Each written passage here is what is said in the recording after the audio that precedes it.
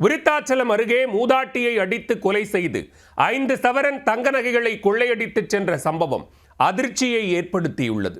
அதிகாலையில் பால் கறக்க சென்றவரை கொன்றுவிட்டு தப்பியோடிய கொள்ளையர்கள் சிக்குவார்களா?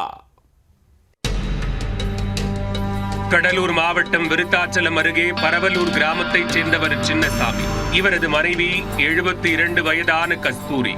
இவர்கள் வீட்டிலிருந்து 200 மீட்டர் தூரத்தில் உள்ள விவசாய நிலத்திற்கு அருகே கொட்டகை அமைத்து மாடுகள் வளர்த்து வந்தனர். மேலும் வீட்டிற்கு அருகிலேயே இந்த தம்பதியின் மகன் குடும்பத்துடன் வசித்து வருகிறார். இந்த நிலையில் அதிகாலை 4:30 மணிக்கு வழக்கம் போல மூதாட்டி கஸ்தூரி பால் கறக்க மாட்டு கொட்டகைக்கு சென்றுள்ளார். நீண்ட நேரமாகியும் அவர் வீடு திரும்பாததால் வயலுக்கு சென்றிருப்பார் என்று குடும்பத்தினர் நினைத்துள்ளனர். ஆனால் காலை 9 மணியாகியும் வீடு திரும்பாததால் கஸ்தூரியின் மகன் மாட்டு கொட்டகைக்கு சென்று பார்த்துள்ளார்.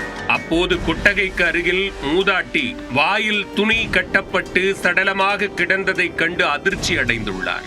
மேலும் அவர் அணிந்திருந்த 4 சவரன் தாலி செயின் மற்றும் 1 சவரன் தங்கச் செயின் மாயமானது தெரிய வந்தது.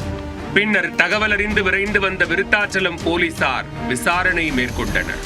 அதில் மூதாட்டி சத்தம் போட்டுவிடக் கூடாது என்பதற்காக வாயில் துணியை திணித்து கொலை செய்தது கண்டுபிடிக்கப்பட்டது. நகைக்காக கொலை செய்யப்பட்டதை உறுதி செய்த போலீசார் உடலை கைப்பற்றி உடற்கூராய்வுக்காக அரசு மருத்துவமனைக்கு அனுப்பி வைத்தனர்.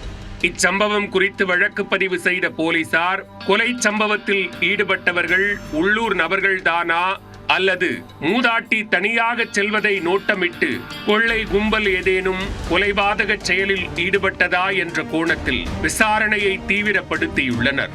விருத்தாச்சலம் அருகே 5 சவரன் நகைக்காக மூதாட்டியை கொலை செய்த சம்பவம் பொதுமக்கள் மத்தியில் அச்சத்தை ஏற்படுத்தியுள்ளது.